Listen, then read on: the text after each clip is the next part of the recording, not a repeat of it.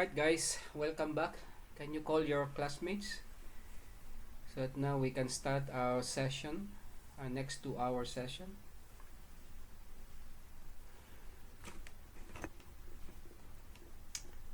Before I will go to business ideas in our entrepreneurship course, let me introduce 3 powerful concepts in personal finance. Okay, so three concepts only, and I think they are very useful if we have to attain financial freedom. Okay.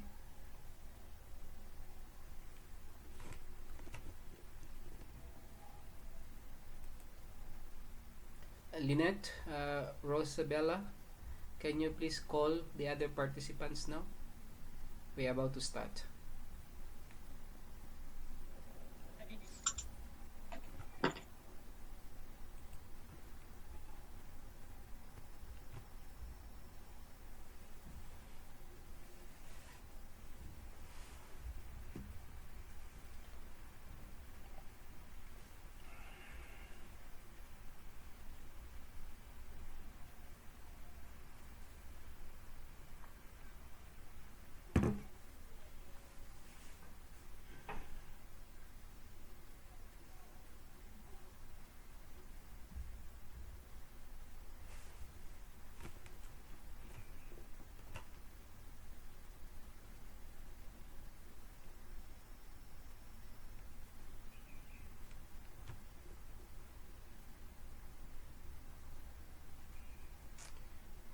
Right, we're just waiting for the other participants to log in. We had I've texted them in the WhatsApp group.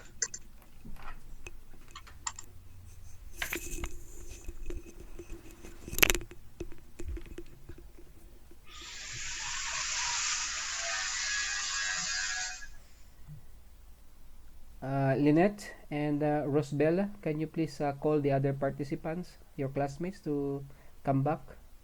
Yes, I'm saying Yes. I've already texted them in the WhatsApp group, and most of them are saying that they're being told that most of them logged out completely. When they are trying to come back, they are told that the host has another meeting. I don't know how we solve that. Two people have commented that on the WhatsApp page. The host has another meeting. Yeah. Let me just try. All right.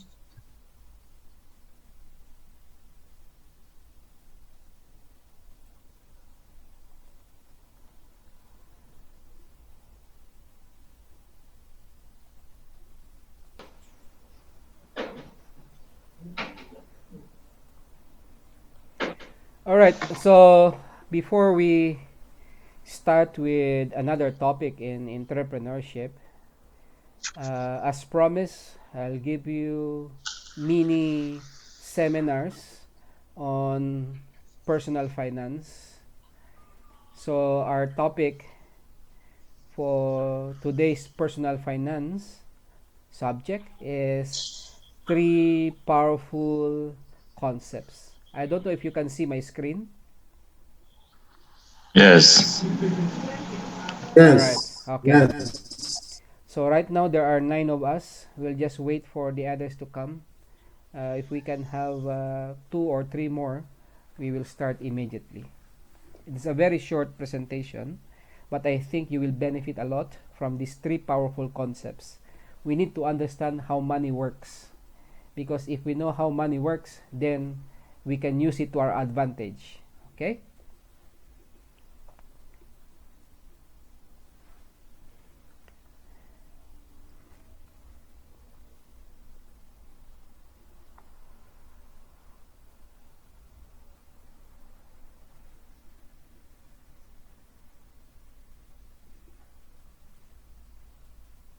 And you can use also these 3 concepts, by the way. Teach your children these 3 concepts. They're very powerful. Okay? They're very powerful.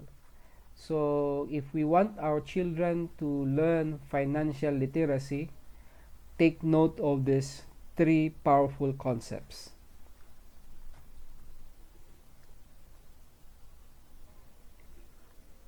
All right. Uh, as I mentioned to you, I have an online business, and the name of that business is International Management Group. Okay, this is the platform wherein we do our online business. So here we do financial education, and we also avail of financial services ourselves. Okay, and then of course now we can also use this platform to uh, to run a business. Okay, because we call ourselves as business people also. Okay, so those are the three main benefits of being a member of this international marketing group. One, we have uh, infinite unlimited number of opportunities to attend seminars and trainings on personal finance. Okay, that's one benefit. Number two, we can avail of financial services with discounted price. Okay, discounted price, because now the company negotiated on our behalf. So if we want to buy real estate, for example, we buy through this platform, and we don't have to go through or to pass through agents anymore. And you know agents, no? How the commission that they get from their from the sale. Okay, and also now, since we are already financially literate, we also avail of this financial services already, then we can share with other people. Okay, and in sharing, we have a business. Okay, we have a business. My wife is a marketing director already of this business. Okay, she gets 37% commission for every business that he brings into the company. 37%, it's very high. Okay, so if one client uh, buy a product worth 1 million, then she has 370,000. Okay, commission. That's huge. Unfortunately, guys, I cannot invite you to join this IMG because it's in the Philippines and it's only for Filipinos. Okay, uh, can you please give me an indication that you are there with you are still with me? Are you with me? Yes, we are. Yes, Okay. yes. Okay. We are listening to you. Okay, very good. So let's start with the first concept. I call this concept as the X curve concept. Now, what is this X curve concept? There are only two lines, okay? We have the blue line, okay, which is the law of building wealth, and then we have the red line, which is the law of decreasing responsibility. Okay? Again, as I mentioned, you can use this one to train young people about financial literacy. Okay? And the line here below is our age line. Okay? This is our age line here below. And the one on the left represents our younger age, and the one on the right is our older age. Okay? Our older age. All right? So let me just continue. So we start on the left. When we were young, we have no savings, and yet we have big responsibilities. Okay? What are those responsibilities? Of course, food, shelter, clothing, education of children, health, and then we have debt, and then we have loans. Okay?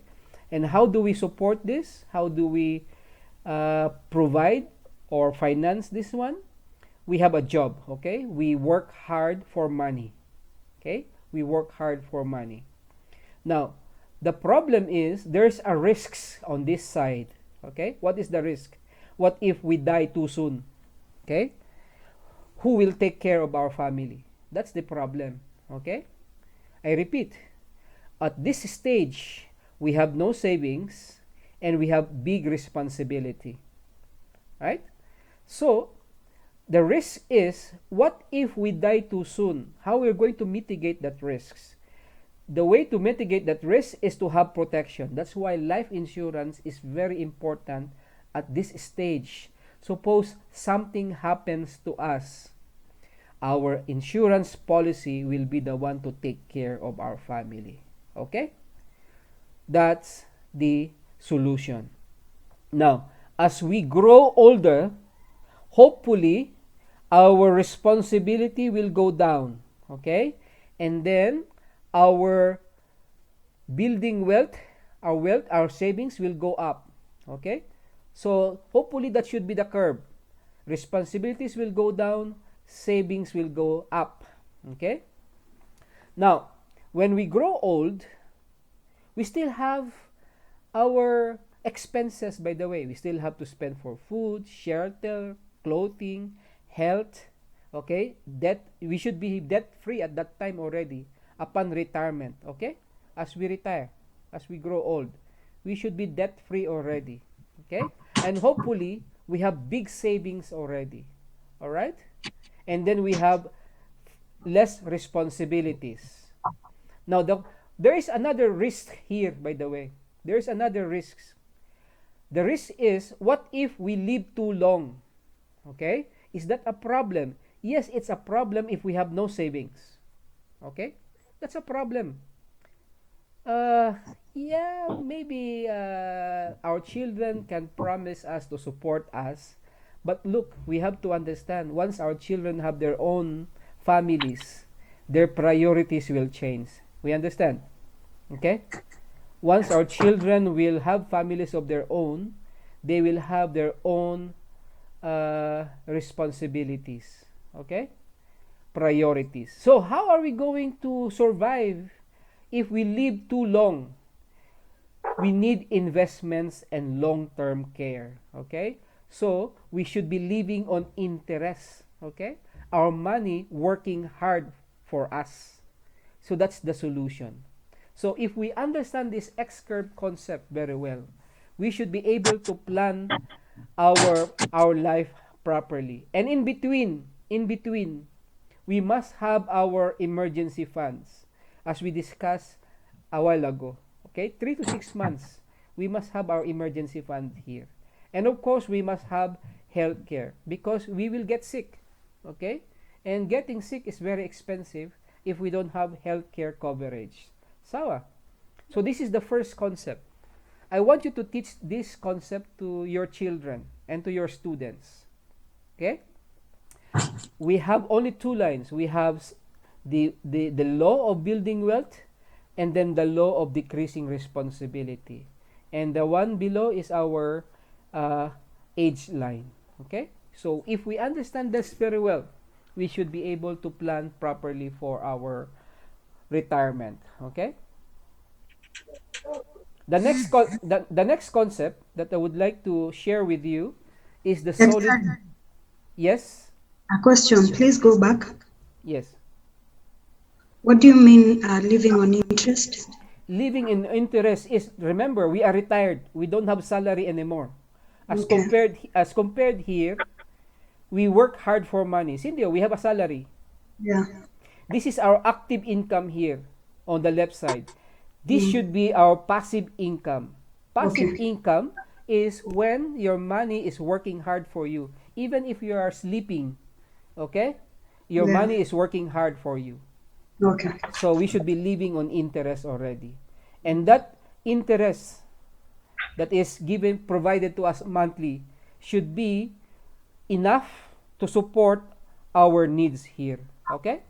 Okay. How much money? Depending on the lifestyle that you want in your retirement, by the way.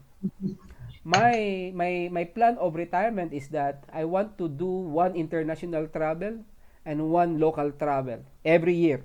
So that's the lifestyle that I want in my retirement. Okay? Okay. Of course, together with one Jico, eh? Together with Thank you. That's the retirement that we want to have in the lifestyle. So if you just want to live in the village, you should be needing very little, okay? But if you want to stay in Nairobi, you have to plan properly. Sawa? Okay. Okay. Thank you. Next. This is the solid financial foundation that I partly discussed last time. Okay? So we have to build a solid financial foundation. Increase cash flow is the foundation. Okay? There are people who are complaining, our salary is just not enough. Okay? How can we save? How can we invest if our salary, if our salary is from, say, from 1st to 30th, no? On the 20th of each month, we're so broke already. Okay? It couldn't even sustain us for the whole month. So if that is the case, then we don't have a solid financial foundation. Right? So first in our solid financial foundation is we have to increase our cash flow. How do we do that? Either we increase our income and or we decrease our expenses. Okay? That's why budgeting is very important if we have to control our expenses. Budgeting is important. And of course, increase our income, we have to look for alternative sources of income. We cannot just rely in just one source of income. We have to think of other ways and means on how we can have other sources of income. Either it is passive income or it could be an extra active income. Okay? All right. So next in line, if we have already a positive cash flow, okay, means to say our income is higher than our expenses already, go to the next level. We should have a healthcare coverage, both short-term and long-term care. Okay, short-term and long-term care. This is in addition to what our employer is giving us. You understand? That's why we have that financial fitness quiz a while ago. After we have our health care, all right, then we go for protection. We must have a life insurance. So if something happens to us, okay, our family's financial situation will not be in bad shape. Okay, and the next in line is we start eliminating debts. Okay, start eliminating debts as much as possible. We eliminate consumer debts. Okay. The use of credit cards, and we borrow from other people and so on and so forth, including borrowed from our SACO, from our cooperative, from the bank. So start. There was a time, by the way, I had a bad debt. I borrowed 1 million from the bank. And then I spent that 1 million. The whole family went back home. We spent that 1 million, by the way. Okay? For 1 month, we are in the Philippines. You see, we enjoyed 1 month, but it took me 5 years to pay that debt. It's a bad debt, actually. It's a bad debt. You only travel if you have made some savings or you have passive income, okay, that will support that travel, those trips. But do not incur debt, especially if you use credit card. Okay? And then after eliminating debts, we go to emergency fund. Build our emergency fund. You see now, emergency fund comes before investment. Why? Because if you invest without emergency fund, and then we have emergencies like COVID-19. Do you know that the stock market is very down right now? Okay? And if there's an emergency and you don't have emergency fund, what do? You sell your investment. Okay? You sell your investment. Stocks right now are very low. And you will be selling them, with a loss. All right? And suppose, by the way, you have to remember in your investment, the liquidity of your investment. Real estate is a good investment. But the problem with regards to real estate is it's not liquid. It's very difficult to sell. Okay? Means to say it's very difficult to convert into cash that real estate. Okay? So suppose there's an emergency. And how soon can you sell that house? How soon can you sell that apartment? How soon can you sell that land? It's not too easy. All right? That's why you have to balance your investments as well. How easy you can convert it into cash. Okay? So you have to diversify your portfolio. So this is the second concept that you need to understand. Sawa, are you still with me? Yes. Yes. Very good. Yes. And lastly, last financial concept that I want us to understand. Okay? The rule of money, the power of compound interest. Okay? According to Albert Einstein, the compound interest is one of the wonders of the world. Okay? It's very powerful. If you want to grow your money, understand compound interest. By the way, compound interest is our ally, is an ally if we are investing. But it is an opponent. It is a foe. Okay? If we are borrowing money. Okay? You understand? Now, according to Rule of 72, we will know how fast our money will double if we divide 72 by the percentage on which our money is growing. Okay? So means to say, if your savings in the bank account, okay, in bank account savings, if it will grow only 1% every year, 72 divided by 1, it will take 72 years before your money will double. Okay? But if the interest rate is 4%, so 72 divided by 4, your money will double every 18 years. So at the age of 29, say you have 100,000. At 47, you have 200,000. At 65, you have 400,000. If your money will double, grows at 8%, okay? So 72 divided by 8 is equal to 9. Means to say, your money will double every 9 years. So at 29, you have 100,000. At 38, after 9 years, you will have 200,000. At 47 years old, you will have 400,000. At 56, you have 800,000. At 65, you have 1.6 million. Okay? You see now, if we double the rate, here you have only 400,000. Here you have 1.6 million.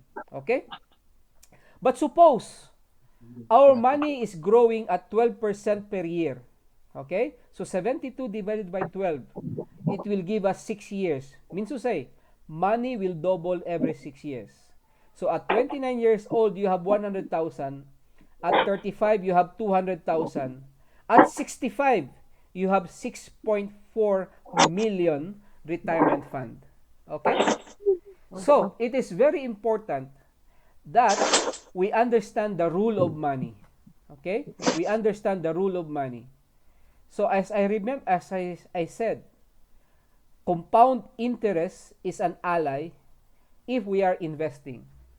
And it is a very bad friend, bad enemy if we are borrowing. All right? So these are the three powerful concepts that I would like to share with you guys. And I want you to remember it very well. First is the X-curve concept. Okay? We have to understand the law of, decreasing responsibility and the law of building wealth.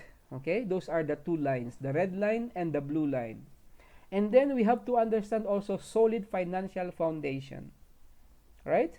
And lastly, we need to understand the rule of 72 or compound interest. Right? So that is our financial literacy seminar for today. Unless you have questions. I have a request. Yes, please. Kindly upload these notes for us. Oh, you want these notes? For reference.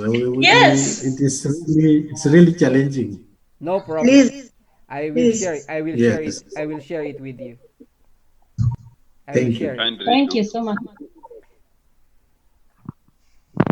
Is there any other question?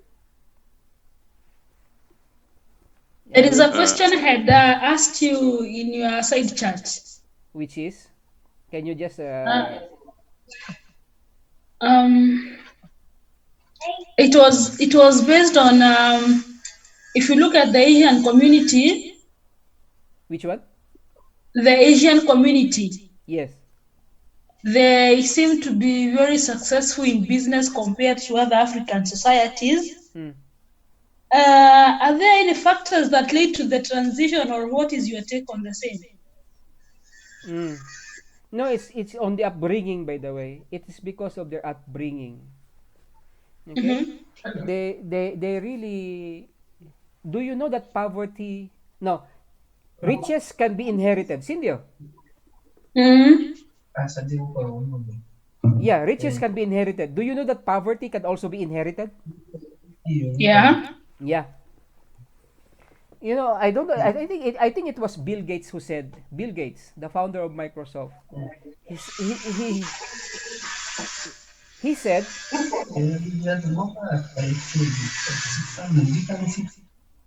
he said, Bill Gates. Bill Gates said, if you were born poor, it's not your problem. It's not your fault.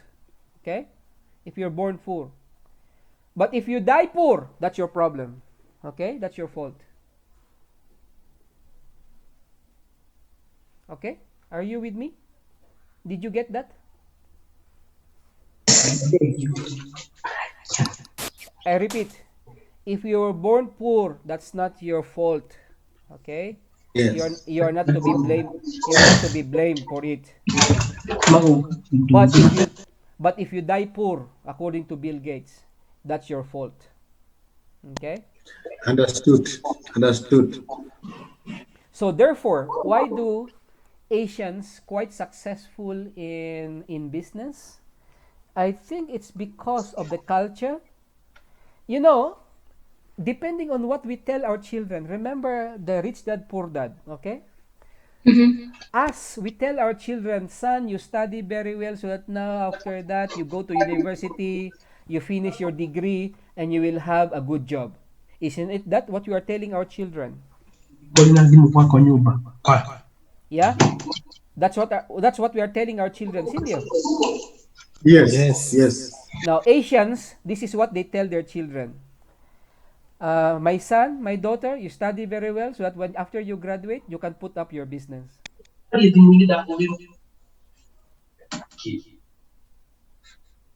You see the difference? Yes. Yeah, that's the difference. That is to answer your question. I can also add something. Yes.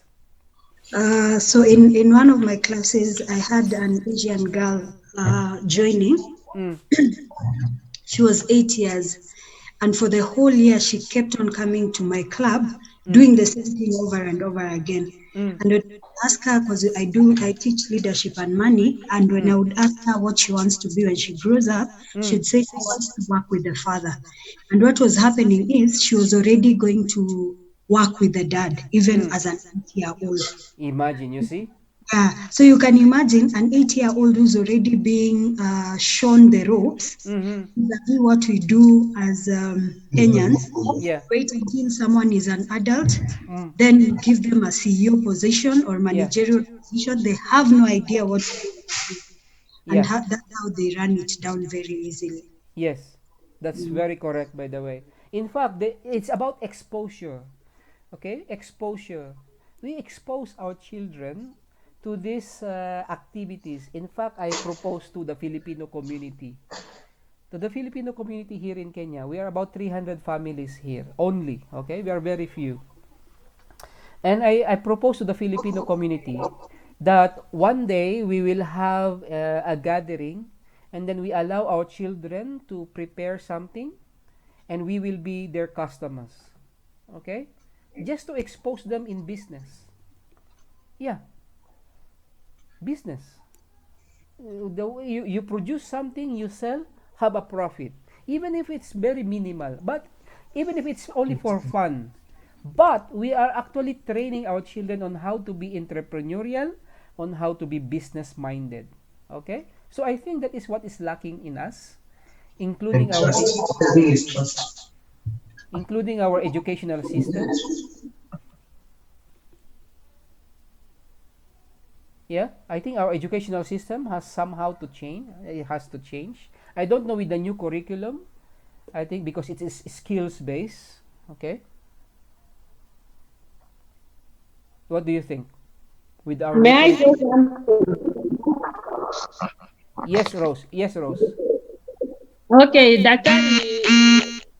the curriculum right now Mm. has this financial literacy. Fantastic. Fantastic. And but let me tell you something, Dr. Mm. When you teach, there is the practice part. Mm. Mm. So in my classes, I teach very small children, Mm. like when we were in grade one. Mm. I ask them now because it is in the syllabus, because we were supposed to learn how to make money as grade one children. So Yes. you are brainstorming like, now tell me some of the things that you do to get money. And one of the children said, you Mm. sell land. Yeah. Wow. Yeah, you sell your food. So I was like, I've been seeing people in the village when they have emergencies, like you said, they Uh, convert the only piece of land that they have, which uh, could be 1 acre, and then they remain with less than 1 acre, just to be able to pay hospital bills and pay school fees or whatever. So you can imagine that the child who is very young has known that if there is no money, I just sell this that I have. And people are increasing and the land is not increasing, so they will not even have something to inherit from those parents. And I saw like, what are we doing now? Even as teachers, you just tell them this is what you do. You can plant seeds, you get some seedling and sell. That one you don't need even capital to get. But how many of us, if you go to the schools, even with the CBC, how many schools are already having the children making money and they have opened the junior accounts for the children to go and deposit the money? yes. So most people, especially in the rural areas, they have inherited poverty, and it Yes. might be here to stay unless somebody comes. Yes. I think even baby steps. We just start baby steps as long as we are able to sensitize the children about how money works, how we can, handle money very well. In my case, by the way, yeah, I have a real estate. I bought a piece of land in the Philippines. And I told the children already, I'm not going to divide this one for you to inherit. I'm going to put up a holding company. Okay? So that land will remain intact, not to be divided. So, but the children will have ownership of the company, something like that, and they can transfer their ownership to their children later on. So that's what I'm thinking in terms of the piece of land that I bought in the Philippines, even my other real estate properties. Okay, so you can do like that because if you keep on dividing and dividing, 1 acre divided by 8 children, how much is left? By the way, so that's the problem sometimes. Well, anyway, yes, it's possible. In my kids, for example, I have exposed them. They have a piggy bank. Okay, we have, we save. I train them. If I give them 100 shillings, 20 shillings should go to their piggy bank. Okay, and then at the end of the year, depending on how much they have saved, I have bank accounts with them, by the way. We go to Standard Chartered and then we deposit their money there. All right, and then afterwards, say they manage to save 5,000, 4,000 will go to their bank account, 1,000 we go to Taskis, to Timol. They can buy anything that they want. That will be their gift during Christmas. Okay, so something like that. So we just have to expose them, and then in my small backyard, in my small backyard, uh, I expose them into farming activities. They are the ones after school. They are the ones feeding the rabbits.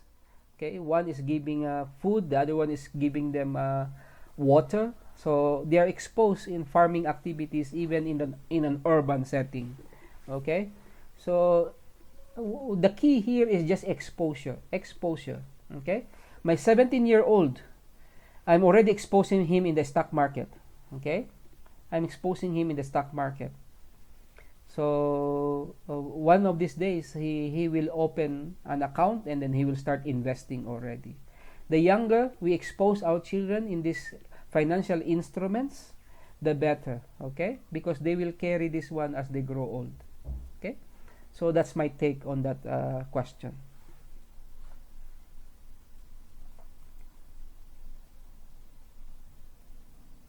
Thank you.